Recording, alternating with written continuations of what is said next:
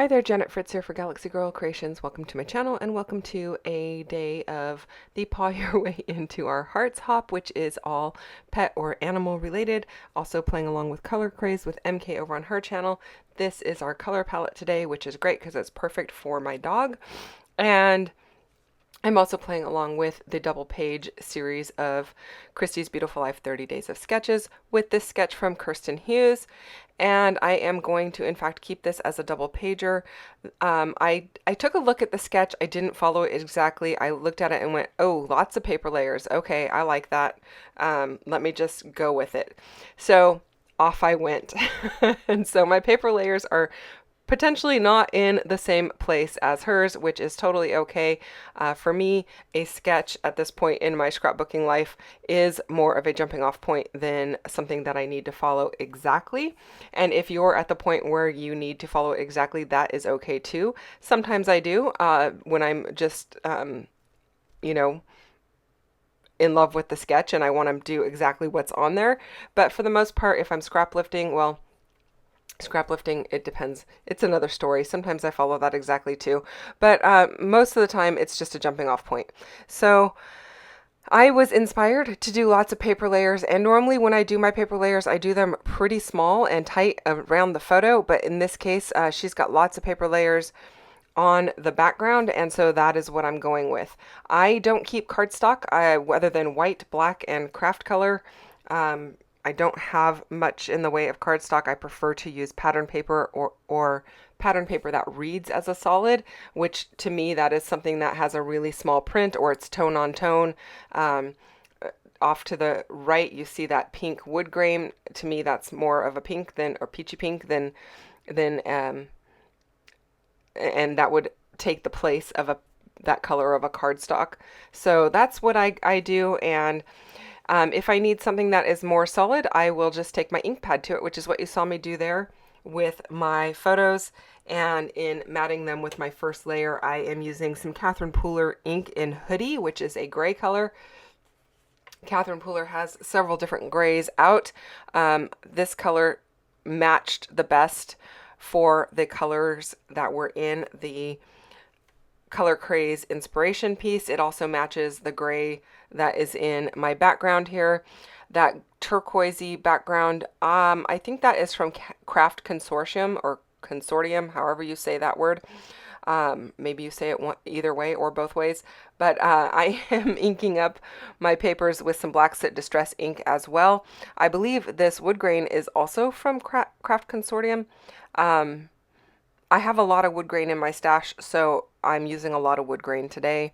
The peachy pink ones are from Kaisercraft, and I am just going to keep layering them up. I will be gutting some of them to bring in smaller layers as I build, and nothing's really getting glued down to my paper. I'm more building from my top down. So once I get the next layer, I will probably glue it to the back of the top layer before I end up gluing everything to my background. The only piece that'll probably be glued down to my background is right off the bat is the brown one that has the wood grain going horizontally, which is intentional. I don't want my wood grain going the same direction as my background piece because they're laying on top of each other, and I thought it would differentiate the patterns better if they were opposite each other rather than in the same orientation. Now my pinky peach paper here, it is in the same orientation as my background paper, but there's going to be layers in between it. And as you can see there, I did gut that paper because I'm going to use it elsewhere. I also did use my distress tool from Some Assemblage Required, which I love and am having a lot of fun with. I don't distress everything, and I used to distress nothing when I had the one that was like 1 inch big. It was like an off-brand little one that had like a little chain that you could dangle it from your toolkit or whatever.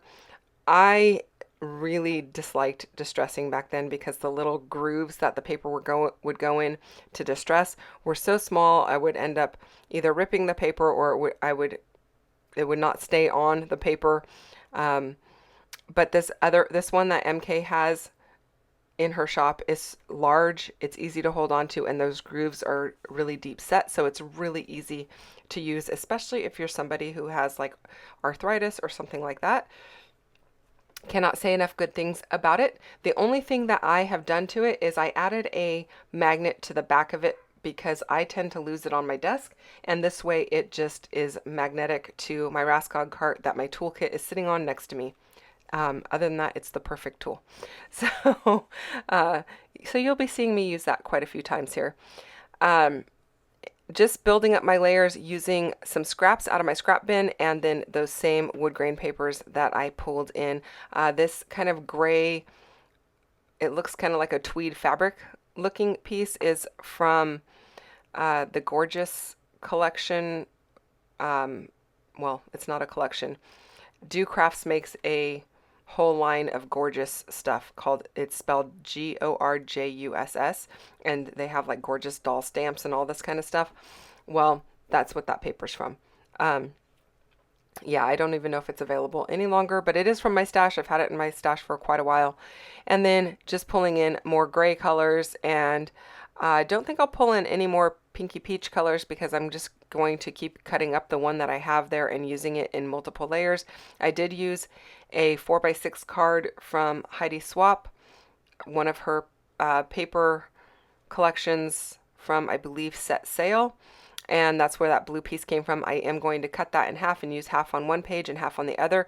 Pretty much whatever I use on my left-hand page, I'm cutting it in half and using it on my right-hand page in kind of a mirror image type of way. So you're going to see everything get done pretty much twice. Hopefully that's okay with you. While I go ahead and work on those paper layers, I will remind you there are a bunch of people playing along with the paw hop. All of the links are down below for that. And then MK and I are both doing Color Craze, and we do have some friends playing along with us. They are, you can go and check out my Facebook group or her Facebook group and go to the album section, and you will see the album for Color Craze and get all of the inspiration for the month there. It's not an everyday thing, it's just throughout the month on the days that we are, well, not every day, but on several of the days that we are doing videos, we are using color inspiration. It's something we've been doing every October for, I don't know, 3 or 4 years now, maybe 3 years.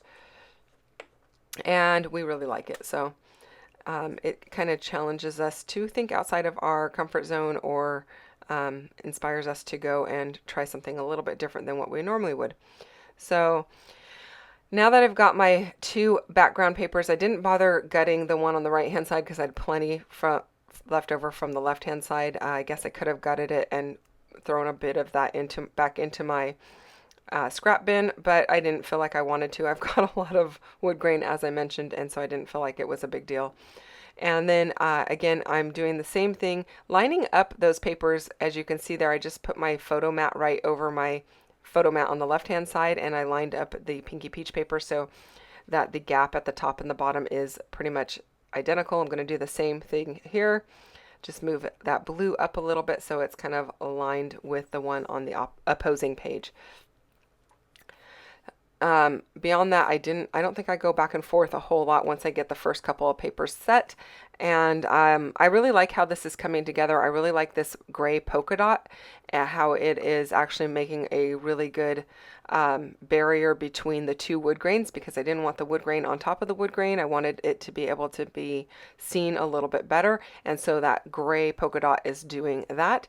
If you're wondering about these photos, oh, actually I should tell you about Series 16 of Christy's Beautiful Life. Let me do that really quick. This is her 16th time doing 30 days of sketches. I've added that to the list. Sorry, my Siri is listening to me apparently.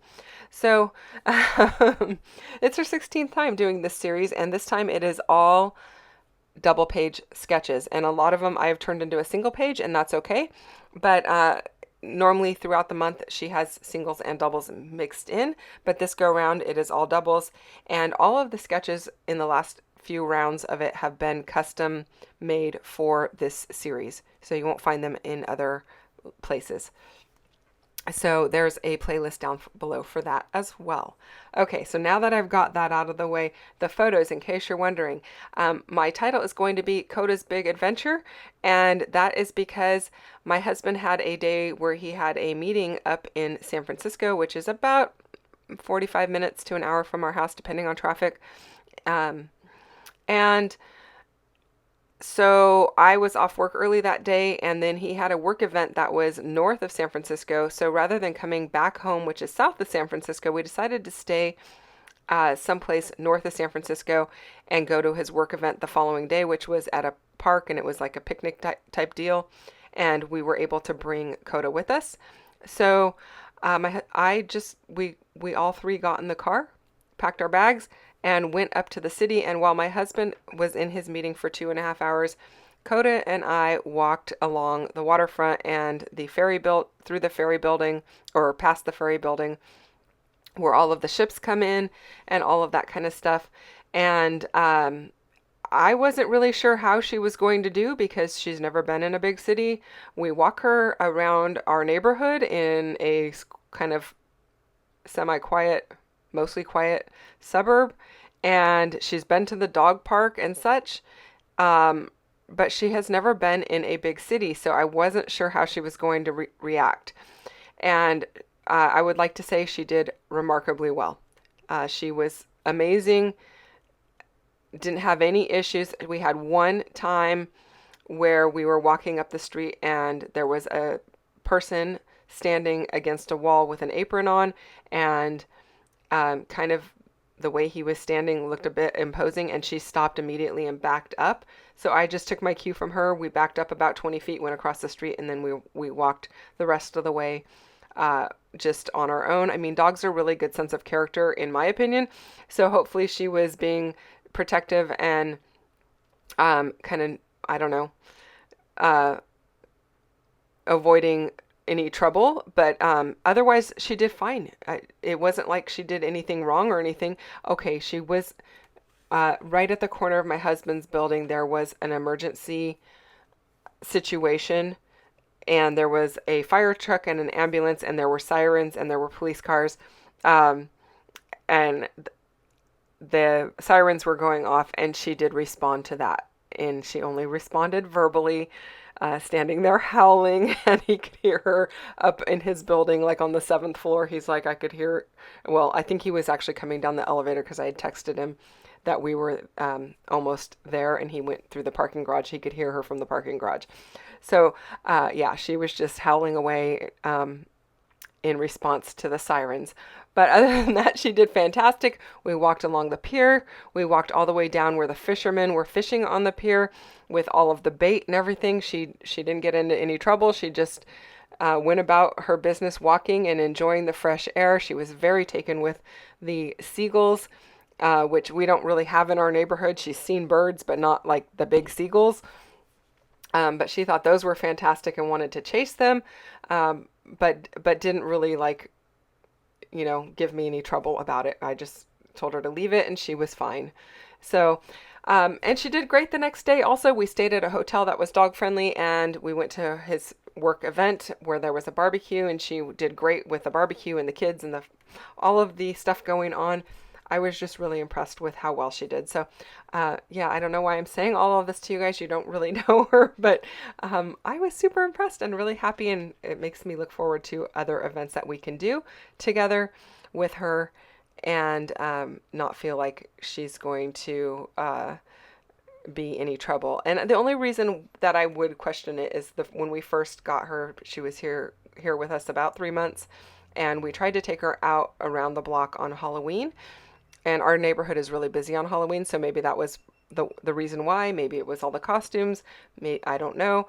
But we got about 3 houses away, and she did not know what to do. She was beside herself, and we came back home. I actually had to carry her home.